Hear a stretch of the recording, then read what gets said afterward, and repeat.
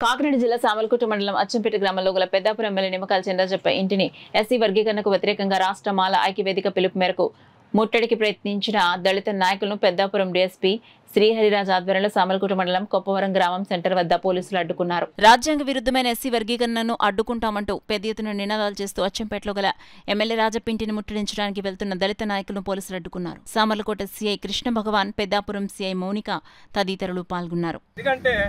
Article 341 ఒక వర్గాన్ని కానీ ఒక కుల సమూహాన్ని కానీ అందులో చేర్చడానికి కానీ తొలగించడానికి కానీ వీలుంది, కానీ విడదీయడానికి వీలు లేదని చెప్పేసి మరి ముక్తగండంతో రాజ్యాంగం చెప్తూ ఉంటుంటే మీరు ఇదే సుప్రీంకోర్టు, ఇదే జాతీయ కమిషన్ 2004లో ఒకసారి మా వల్ల కాదు, మా చేతుల్లో లేదని చెప్పేశారు. అంటే రాజ్యాంగం ఒక్కో బెంచ్కి ఒక్కొక్క న్యాయం ఉంటుందని చెప్పేసి సందర్భంగా నేను అడుగుతా ఉన్నాను.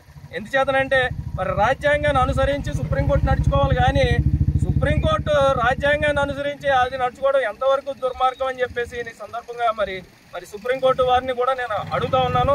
మీకు ఏదైనా దళితుల పట్ల ఏమైనా నిబద్ధత కానీ నిశ్చయిత కానీ ఉంటే కనుక పార్లమెంటు ద్వారాగా శాస్త్రీయబద్ధంగా ఒక 2/3 మెజార్టీని ఈ దేశంలో ఉన్నటువంటి అన్ని రాష్ట్రాలకి ఇంప్లిమెంట్ చేస్తే మాకు కూడా ఎటువంటి బాధ ఉండదు.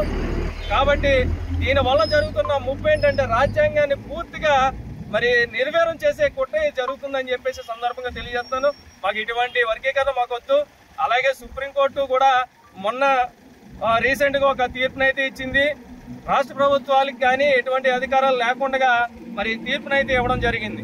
గత బెంచ్ ఏమో 7గురితో కూడిన ధర్మాసనం ఒక తీర్పు చెప్తుంటే 8 మందితో కూడిన ధర్మాసనం ఇంకో తీర్పు చెప్పడం చాలా విచారకరమైన దుస్థితి.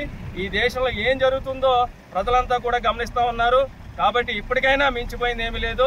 మీరు చేయాలనుకుంటే మాకు రిజర్వేషన్ శాతాన్ని 15% ఉన్న రిజర్వేషన్ శాతాన్ని 18%కో లేకపోతే జనాభా ప్రకారంగా 22%కో పెంచి మీరు వర్గీకరణ చేయండి. మేము అందుకుంటలేదు. మాలమాదిగలు మాకేం శత్రువులు కాదు. మేమందరం ఐక్యతగానే ఉన్నాం. ఐక్యతగానే జనవరి 11వ తారీఖున వచ్చినటువంటి 2011 వచ్చినటువంటి SC/ST అట్రాసిటీ చట్టాన్ని నెరవేర్పిస్తూ సుప్రీంకోర్టు ఇచ్చిన తీర్పుని ఏ విధంగా అయితే అడ్డుకున్నామో దీన్ని కూడా ఆ విధంగానే అడ్డుకుంటామని చెప్పేసి ఈ సందర్భంగా తెలియజేస్తూ